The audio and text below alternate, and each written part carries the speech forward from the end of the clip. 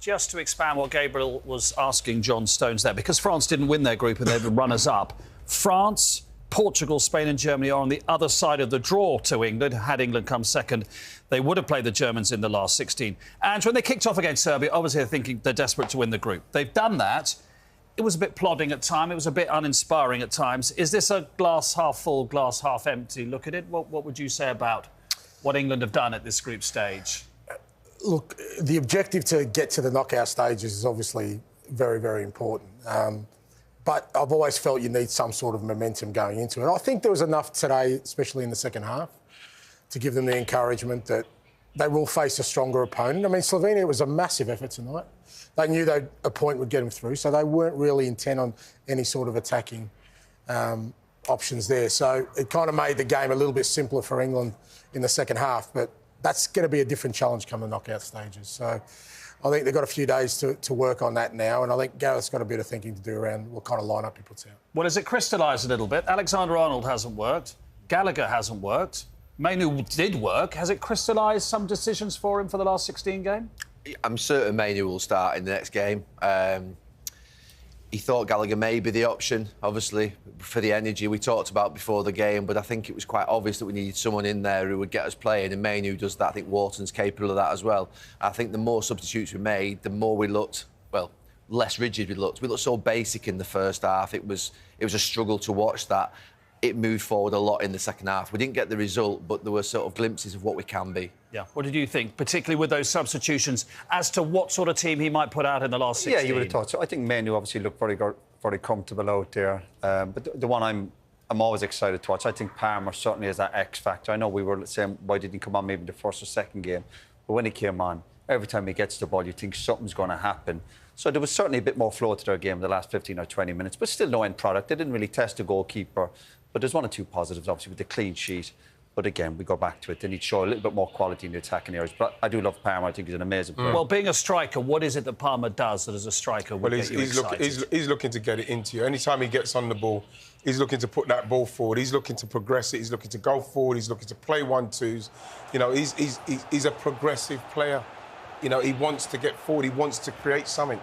You know, I'm starting to think, you know, I saw a stat about Kieran Trippier being our second most productive player, touches and passes. I'm feeling, are we going to get Palmer into the team if that's the case? And if that's the case, with our naturally left-sided Saka is, maybe can you put Saka at the left-back and put Palmer on the right-hand side, simply because we need to get some balance and get some fluidity in the game. What is it that a coach loves about Cole Palmer?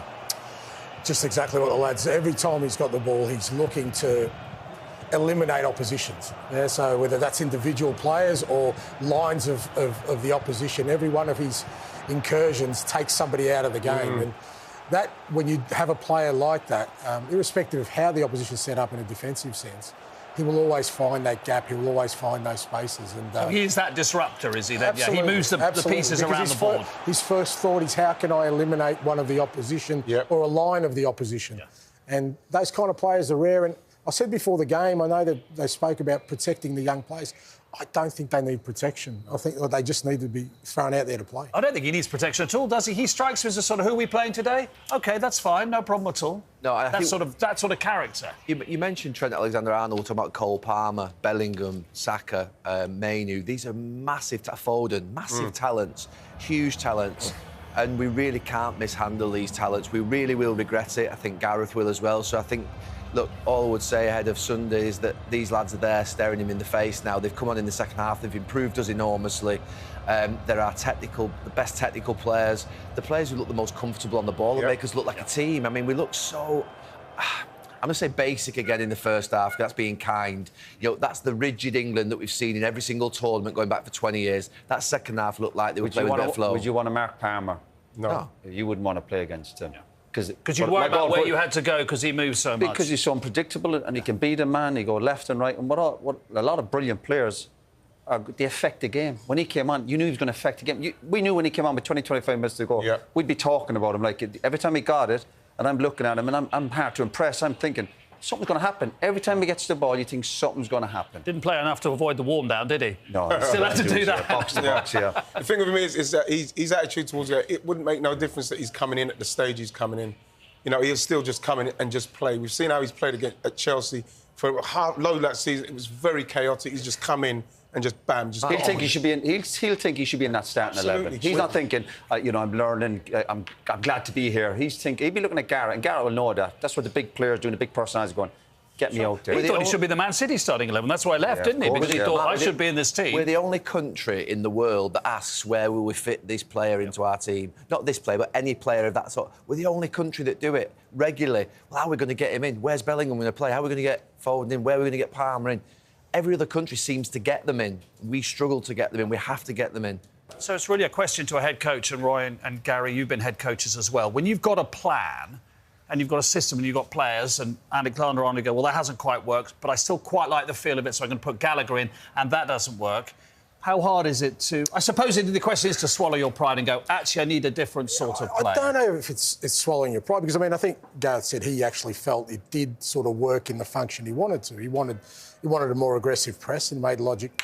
You know, it was a logical decision to put Connor in there, but then he said he wanted more sort of impetus in that with the ball, so then Kobe becomes a much more viable option. So I don't think it's about that. I think it's about having a real clarity of thought as to what you're trying to build towards. And I think the interesting thing he said there, and it's always a tough one with young players, that your nature as a coach is to try and ease them into things. But every now and then, there's a young player that comes along, or young players, they're just bashing the door down, and you've just got to let them through and let them go, because not all young players are going to be able to take that step.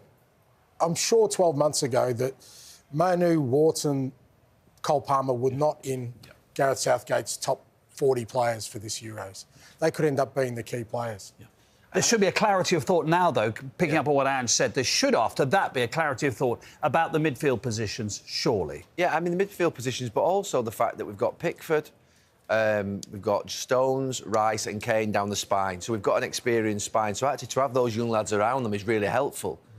So I don't think it's a problem to play them. In the midfield, I think, you know, it was pretty obvious, I think, that in the first two games we couldn't get control of the ball in a way which was going to help us get through this tournament. And Kobe Mainoo has provided, I think, a far better solution in the second half of that game than the other options that have been used so far. Yeah, because it was always England's worry. That's why you talked about it. If somebody like Mainoo wasn't playing, or Wharton, how England would progress the ball up the pitch. Yeah, but I think by the end of the game, I think we'd all be surprised if Mainoo doesn't start the next game. Again, you can throw a player in and eventually go, listen, the players ultimately pick the team, because when you go out and perform, you go, listen, and he'd be under huge pressure to play Palmer next, because they came on and affected the game.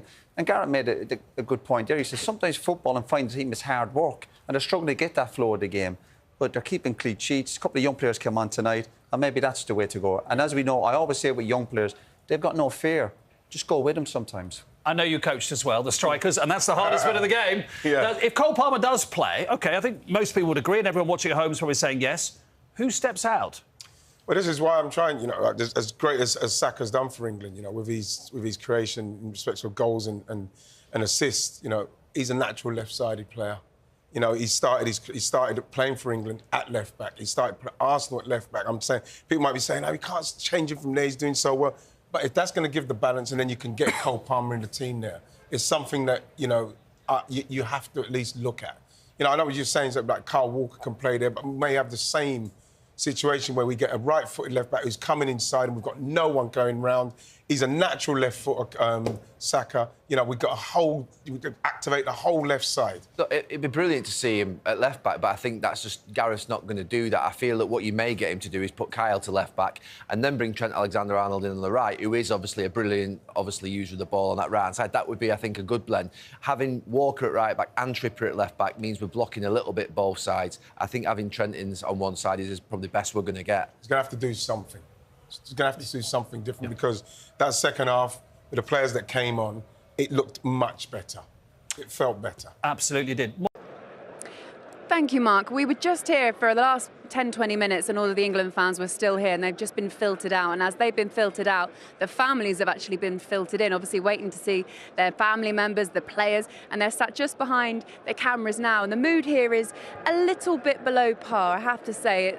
The mood of the fans, Karen, as soon as the game finished, they were really just to suck the life out of them, because the last maybe 20-25 minutes, it really erupted in here for the England fans for support for their team. Well, I think the subs made a huge impact in that. I think the fans then saw the substitutes, 65 minutes. It got, noisy in here. It was like they're here. But I have to say, I think the stadium, myself, and maybe everyone back home as well, we feel a little bit torn because we know it's not the performance that we want from this England team, but we still top the group. So we're kind of torn with that a little bit. It's a difficult way to look at it, isn't it? Because you're right, the positives are we do top the group. And another positive being that we avoid a lot of those big top teams. And Gareth Southgate himself said we don't want to be seduced by that. But it's hard not to be when the performances have been how they are. You feel like they've come up a bit lucky to do that. Yeah, potentially. I think for me, what I've come to realise is we're going to grind out results. I think that we look at our talented squad, and I think for me in particular, maybe people at home, is that we're not going to expect to blow people away. I don't think Gareth is going to play this expansive football. I think we're going to grind out results. And it might not be pleasant, it might not be the England team that we want, but if he can progress us in the way that he believes he can, that might be it. But there has been some things he's got to think about tonight, and the subs coming on was a factor. But listen to the guys in the studio about the back line. I don't think Gareth is going to disrupt that. I don't think he's going to disrupt that. I think the players that are going to come on as the game opens up, that's where we'll start to see some changes. High praise all round for Kobbie Mainoo and his impact. For you, does he start in the next game? Absolutely. You know, we've tried Trent, we've tried Conor Gallagher. Yeah, it's been a long evening. We've tried Conor Gallagher, and it just hasn't worked. And I think it was going to be Kobbie. I think he's more experienced than what he's coming on, so I think it was the right decision in the end. Yeah. What about the question of Cole Palmer, because he's another one that came on, and I think he excites the fans as well with what he can do, and a lot of promise there in the small time that we did see him. Would you make space for him? And if so, the guys, who'd you pull out? Look, of course, I would. I'd love to, honestly. But again, I'm putting myself in Gareth's shoes. I don't think he's going to do that. I think what we want isn't going to actually happen. I think we're going to see tight games, 60 minutes. Our magic players like him are going to come on and try and open the game up. It's going to be hard because Gareth will go to breakfast tomorrow morning and probably see him and go, how can I not pick him? How can I not start him? But I just don't see it. I think these subs are going to be our match winners, and I think they're going to come on 60 minutes and plus. OK, right. Well, that is us signing off from Cologne. Back to you guys. So Gareth Southgate probably already thinking about Sunday in Gelsenkirchen at 5 o'clock in the last 16.